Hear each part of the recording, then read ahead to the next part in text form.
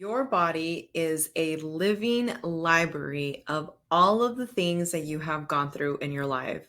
And if you don't know how to actually utilize the awareness that you have, you will forever be stuck in your own reality, stuck in your own thoughts, and realistically not able to manifest the life that you deserve. Hi, I'm Alexa. Thank you for tuning in to yet another episode of Walking Manifestator. Whether you're watching this on the YouTube account or whether you're checking it out on podcast, thank you so much for tuning in. Thank you so much for being here. And today we're going to be talking a little bit more about how the nervous system actually plays out a huge role in what we continue to do year after year, day after day, minute after minute. Now, I also want to touch bases on some of the key points of what actually being a sovereign being means, at least to myself. And we'll touch a little bit more as we're finishing off the podcast today. But something that really caught my attention was a quote, and I want to read it before we get into everything. And this is by Steve Bow. And it says, God's gift to you is more talent and ability than you could possibly use in your lifetime. Your gift to God is to develop as much of that talent and ability as you can in your lifetime. And as you know, I love dissecting things. And one of the things that I took from that was if you really think that we have all these abilities, if you really think that you're great at these abilities or you're lacking in abilities, whatever you think, we've talked about how your thoughts create your reality.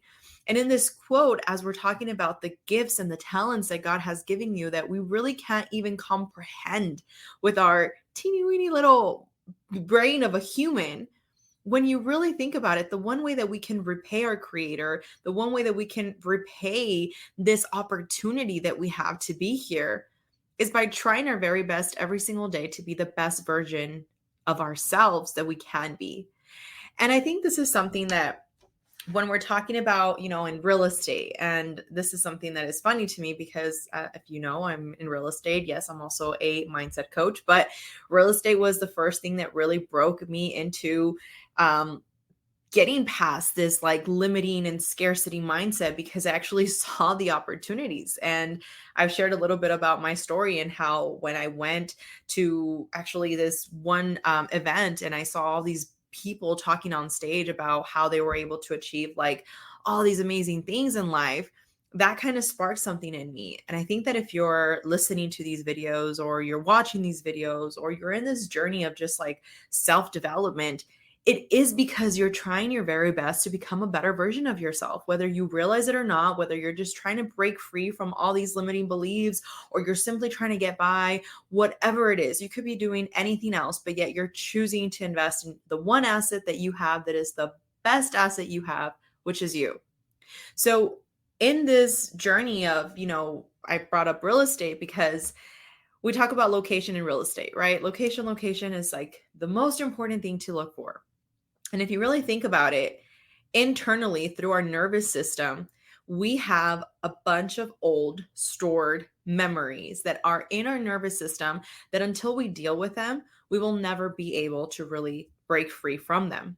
And one of the things is that we're always in this quest, right, for something external to make us happy. I got a message in private of somebody telling me, they appreciate the videos. And they said, like, this message that you shared, because I was sharing something on my story, and they said, this story really hits home because I'm the type of person to really have attachment issues. And no matter how bad a person might treat me, I will stay. And I think this is something that, depending on how your upbringing was, depending on how your parents were with you, or maybe the lack of not having parents and whoever was in your surroundings, this molds you. And in reality, it's not really our own beliefs. We are adopting all these beliefs from things that we're watching, things that we're reading, things that we're hearing.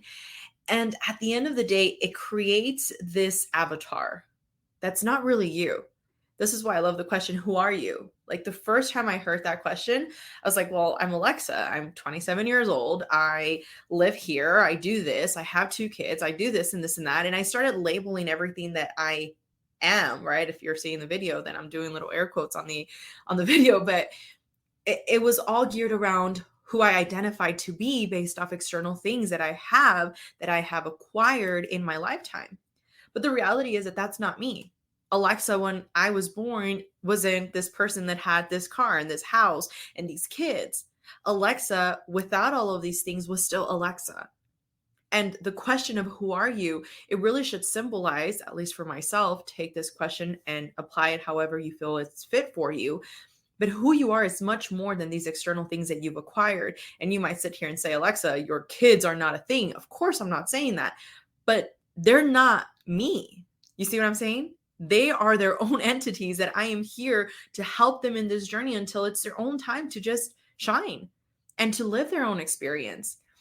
I'm simply a vessel that was actually given the opportunity, the privilege to experience what it's like to have a kid, and with all its virtues and defects that it comes with, because there's a lot of ups and there's a lot of downs.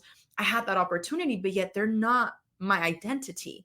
And you see, as parents, or even if you're not a parent, I think you can relate to this because, you must be a kid to somebody, right? You must be the child of somebody.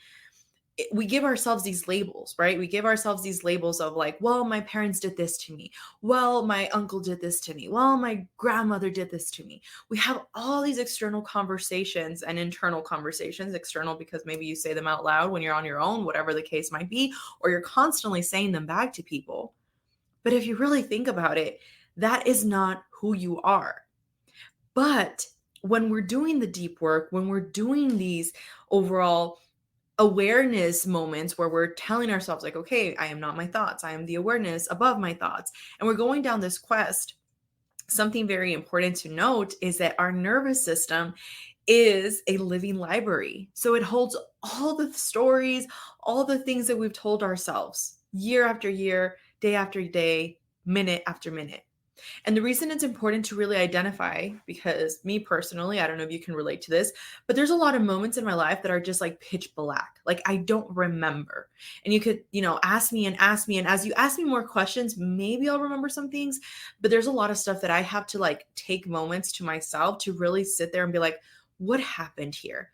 Where did I go blank? Where did I again, this is called, us actually using something as a mechanism, as a protective mechanism to block it out, right? And not remember whatever situation happened in that moment, that we still stored it in our nervous system. We stored it in our system, that now when something else happens, something is, happening in our external reality, we react to it a certain way.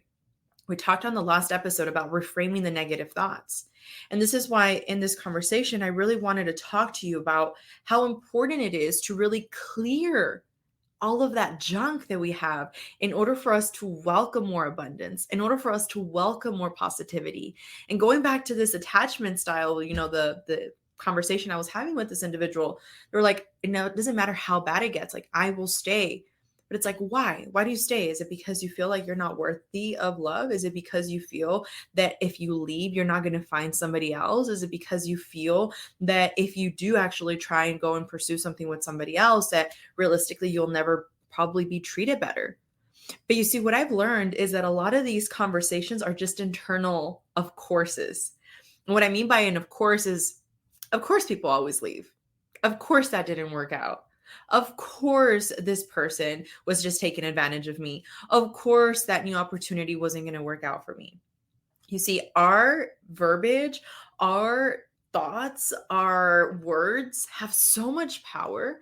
And most of the time, when you are not aware of how you're using that power, you are using it to cast a spell against your own reality. And when it comes to these, of course, is something that most of us, I think we can agree, is that we have these stories that we've identified with. We have these stories that we continue to tell ourselves. We have these stories that we continue to narrate back. And what happens is that we say, of course I'm a mom. I don't have time to go and work out.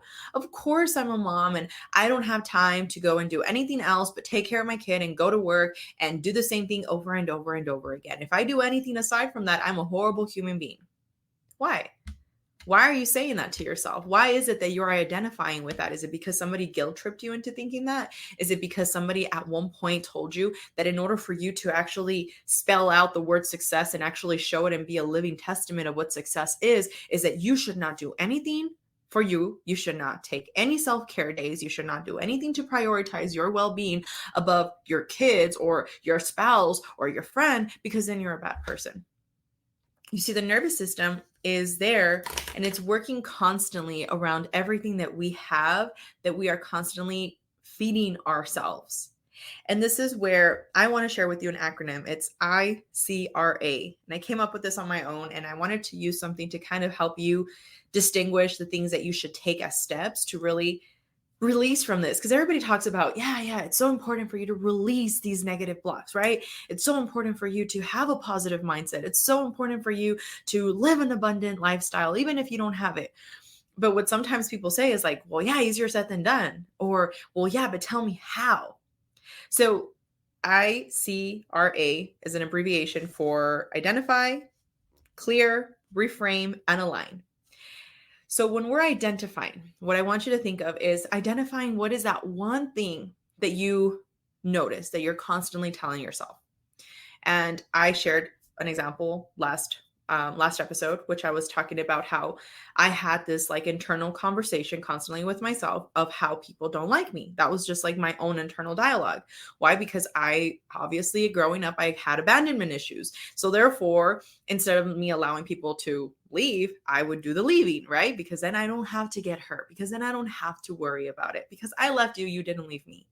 So as I did a lot of digging, and I continuously am doing digging, this is not just a one and done, but as I was doing this digging, I realized that, okay, that internal conversation is really coming from the fact that I have this embedded subconscious, okay, because it's coming from the subconscious. It's not like I'm thinking about like, oh, I was abandoned at one point. No, like it's subconsciously, right? So we are identifying the fact that, okay, I have this belief of me telling myself internally that I am not liked. Therefore, what I am doing is now digging a little bit deeper, which I just showed you what I did, so that you can identify what is that first thought that's coming about. Okay. Now, when we're going into the next phase of this clearing, it's understanding that it's not our reality. And this is what I mean by that. So when we have, gone through the things that we have gone through, when we have encountered the situations that we've been through, what happens is that all these events, we talked about this as well, are some scars, right? Some scars are events that happen at one point in our life that caused a internal wound, if you want to see it that way. It's a bruise that we have that we're wearing, but we have it so masked to the point where you only see it when something brushes up against it, because we didn't deal with it. Because as kids, if you were yelling and you were crying, your parents told you, stop doing that. Boys don't cry. Girls don't cry. You're supposed to be very strong and you're not supposed to do this. And the list goes on and on and on, right? So we took on all these identities based off things that they told us, and they poured into our little bucket, right? And now when it comes to actually clearing it out is understanding, wait a minute. Of course, this is not me. Of course, I'm not a shy person. I became a shy person because at one point, somebody at one point told me that I wasn't really good at public speaking. Therefore, I believed that in my subconscious mind. And I'll tell you a story about that in a second. But I believe that in my subconscious mind. Therefore, now I act like this very shy person, when in reality, of course, I'm not shy. I love to talk. I am not shy. But understanding this clarification process is very important, because you can understand where this root trigger is coming from, right? You identified the root trigger. Now you're gaining clarification as to what that really means. Now, reframing is something very important, because now we can understand it's not ours to begin with. Like, if I don't like something, if I don't like pizza, it's not your problem. It's mine, right? Like, I don't like pizza and it doesn't work. And I do like pizza. Okay. So don't come for me, but it's not your problem, right? Think about it. It's something that you personally like. Hey, Alexa doesn't like pizza. That's her problem. And you can sit here and be like, well, that's simple. Like, duh. Okay. What does that have to do with my thoughts, Alexa? Well, because whatever you're going through right now, that you haven't actually identified, that you haven't gained clarity from, you are now actually not taking the time to reframe it to understand, gosh, well, this identity that I took on is actually not mine. This identity behind the fact that I don't, I don't know, let's say you don't like to travel, right? You don't like to get on airplanes. Well, it's actually not the fact that I don't like to get on airplanes, but my parents always were freaked out about it. So they never traveled. So I now subconsciously have said, I don't like to travel. But in reality, you would love to experience that, but you took on that identity. So you see how we're reframing this in order for it to really start changing this conversation that we're having internally. So I said earlier, so many people talk about, yeah, be an abundance mindset, be in an abundance mindset. Well, you need to understand, why don't you have an abundance mindset? When I was personally going through my own stuff of like really trying to energetically clean up house, I've shared this before and I'll share it again. I literally like let go of all ties of all the old people that I knew, all the people that I used to hang out with. It got to a point where it was very, very lonely. And they often say that when you're going through a spiritual awakening, healing process, oftentimes that's what it looks like. And I'm not going to lie, it's even up to that point still now. I've met more people and I'm very humbled and very blessed to have these people. One of my best friends, I met her in this journey, but I know that there's still more people that are coming energetically into my life that are coming gradually as I continue to grow in awareness, because I'm not vibrating at the frequency of the old people, but I'm not exactly vibrating yet at the frequency of the new people that I want to attract. But I continue to get my awareness around, okay, this is something that came up that I have to deal with, that now I need to reframe and realign to what I really want, right? To what I am, not what I want, because I am that. So something that's very interesting here is when it comes down to these stories, right, that we're telling ourselves, these reframings. I was sharing with you that this whole like, I'm shy, right? When I would go and actually talk with people in front of, like, there was like this like Toastmasters event that we would have. And basically you would have to go in front and like talk in front of an audience and basically like say your, whatever they were going to ask you and answer it on the spot. You didn't script it or anything. And I got involved in that because I wanted to be put on the spot and I wanted to just get comfortable doing the uncomfortable. Well, one of the times that I went up there, like the first time ever, like I didn't care. Like they literally asked me, well, I did care, but let me elaborate. They asked me what was my favorite movie. And I swear to you, I could not think of any movies. Like I was this geek up there standing up. I could have not recited you back any movie, although I love Harry Potter movies. So I could have said like all the movies there. But no, I could not think of a movie for the life of me. And I just stood there and I was like, well, actually, I don't really watch movies. But I love to read. And actually, there's this book called Becoming Supernatural, and I really love it. And I kind of started going off of this like tangent on what I really liked about this book. And ironically, somebody after told me, they were like, "Oh, you were a little nervous, right?" And I didn't really realize it in that moment, but I was just like, "Oh, yeah, I did. Caught me off guard, whatever, whatever." Well, then later the next time when it came down to me, speaking again in public, that subconscious imprint that had made its way into my subconscious came about, and I was nervous. I was very, very nervous. And sometimes what we can actually, we don't distinguish is that being nervous and being excited, they actually feel the same. Like think about it. When you're really excited about something, you actually feel like this like energy building up in your solar plexus, and you're kind of excited and you're just like, oh my God, I'm excited. I'm sweaty, or whatever the case is, however you get, excited. But if you think about it, when you get nervous, it's the same reaction. All this energy is building up in your solar plexus. You're feeling very anxious and you just don't know what to say because you're getting a little sweaty and you're just like really, really nervous, right? So reframing these thoughts into, oh my gosh, like I'm very excited right now. Like this is going to be great. And I know that this sounds a little silly to some of us because again, we haven't been taught these tools. But if you think about it, our mind, okay, and this has been studied time and time again, our mind cannot distinguish between what is actually real and what is not happening. So if we tell our mind, oh, I'm so happy, but you don't feel happy, it's like, okay, yeah, sure, whatever. But if you tell your mind and you train your mind by actively doing this over and over and over again, you're able to start aligning with that outcome that is going to allow you to now show happiness even in the moments in which you feel like there's nothing to be happy for. You see, When it comes to being a sovereign being, okay, and this is a word that I feel gets thrown out a lot. And what that basically means, right? It's being a supreme and ultimate being, a powerful being, a whole being, if you will. Okay, that's what I take from that word. Okay. And we think like, oh yeah, I'm a sovereign being. I read what I want, I do what I want, I work where I want. Okay. But are you choosing those things because you truly want to choose those things? Or are you choosing those things because that's the menu that they gave you and those are the options that you're choosing from the menu they gave you? Did you ever bother to ask if there was another menu? Did you ever bother to ask the chef if there's more options? I'm using obviously a menu as an option as an example here, but think about it. Why is it that we prefer, not everybody, maybe you're not one of those, but why is it that we prefer brands over something that was at Walmart? And like I said, not everybody, because I think that you can find really great things at Target.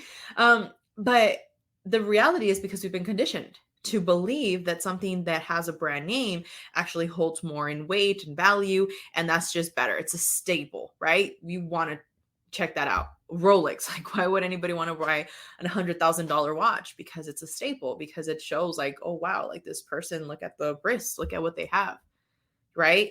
Cartier, why do people actually have the bracelets? Because obviously it's a staple.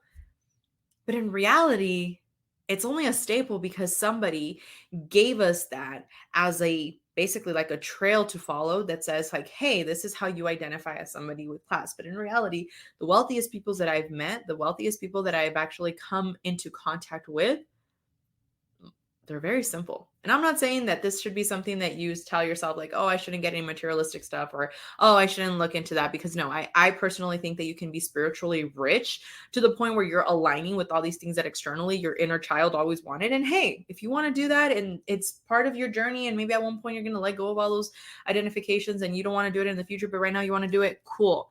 But the point I'm trying to drive at is that when you actually realize that being a sovereign being is not realistically having all these external things and then thinking that reality is that, oh, well, I acquired this through the process of me being, whole and me being an individual, when in reality, what was happening is that we were fed all of these ideas, we were fed all of these preconceived memories, all these different imprints that have come into our reality.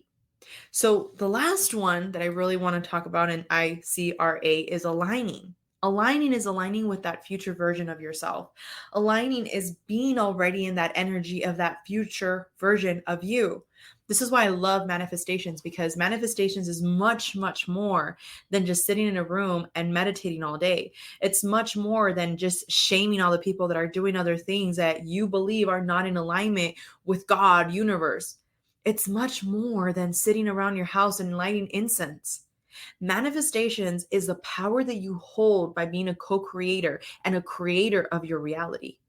You see, a manifestation is really understanding and going from like, I hope to, and I know. I know that this or something better is going to come for me. I know that this or something better is going to happen for me. I know that in every day and every way, I am having the most beautiful opportunities present themselves to me. These are powerful statements. And the reason why I wanted to start off by talking to you about the nervous system is because until you clean up house, until you really go deep down and find out what are all these narrations that you're having internally, you will never really grow. You will never really change. You see, I personally see it all the time, especially in this world, people, instead of really uplifting each other, and there's a quote that says, basically how people at the top are collaborating, people at the bottom are competing with each other. And in this industry, I feel like in all industries nowadays, right? There's somebody that, because they don't actually have what they want to achieve, that they compare to somebody else that already has it, they're willing to take a fast route. They're willing to take advantage of somebody. They're willing to screw somebody over. And I think that what's important here is really understanding that who we are when nobody is watching is who you really are. You see, some people sometimes might see, the videos and be like, oh, yeah, right. Like if she acts like that all the time, but I don't have to prove myself to anybody. This is who I am and this is who I'm identifying to be. And I am constantly changing my perspective. I am constantly inviting new ideas. And I never see myself as an all and be all in terms of I know everything, because the moment that you feel like you know everything, you know nothing. So it is about being humble enough to admit that we all have something that we can work on, but taking the right approach versus being in this fatalistic perspective, taking the latter and actually saying, you know what? What's the best that can happen? Of course, I can manifest my reality. Of course, great things happen for me.